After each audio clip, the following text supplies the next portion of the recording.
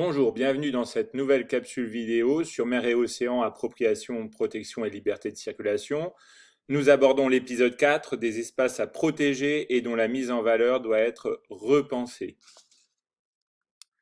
Donc nous sommes dans le grand 2, mer et océan, protection et liberté de circulation. Grand A, la protection des espaces maritimes et petit a, une multiplicité d'acteurs au chevet des espaces maritimes. Il y a trois types d'acteurs à retenir. D'abord les ONG, c'est-à-dire les organisations non gouvernementales. Ce sont souvent des associations à but non lucratif financées par des dons et dont les principales actions sont sous la forme de bénévolat, de bénévoles. On peut retenir l'association Sea Shepherd qui protège l'environnement maritime et qui tente de lutter contre les menaces qui pèsent ou qui touchent les espaces maritimes comme la pollution des plastiques, la surpêche. Deuxième association qu'on peut retenir, c'est l'association Bloom. Donc Bloom, c'est une association française de loi de 1901.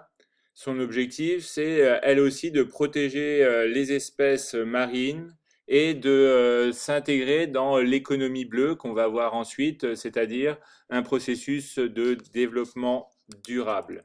Donc Bloom, une association, une ONG française. Et enfin la WWF, une organisation, une ONG internationale qui protège la vie naturelle, la vie sauvage.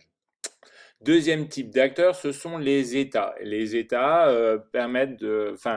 agissent en mettant en place des législations comme la législation sur les aires marines protégées, c'est-à-dire des zones comme les parcs naturels où l'action de l'homme est régulée. On le voit ici, par exemple, depuis en juillet 2019, 23,5%, presque un quart des eaux françaises sont couvertes par une aire maritime protégée. Et au total, on décompte, par exemple en France, 546 zones aires maritimes protégées, que ce soit aux abords de la métropole ou de l'outre-mer.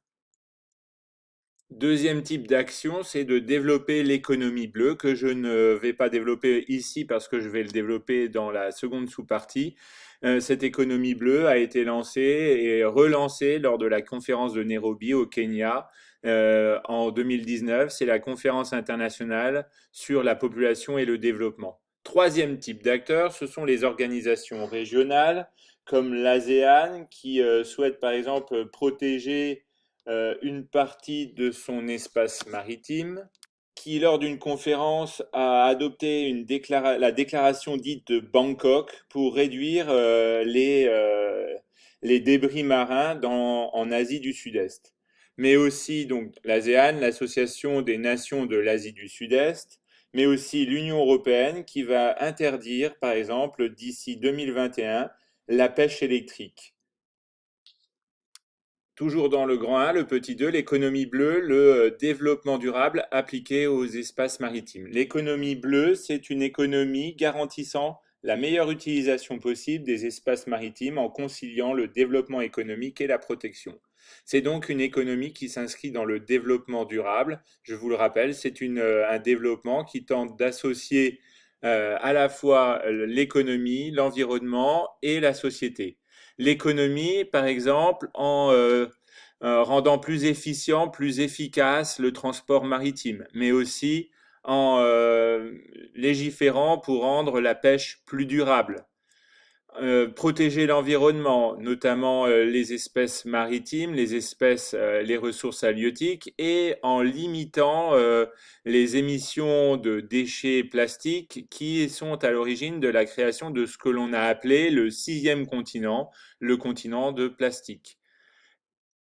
Et enfin, permettre à la société d'être moins inégalitaire, par exemple en réduisant les inégalités face à la faim, mais aussi en permettant aux pêcheurs de vivre de leur activité.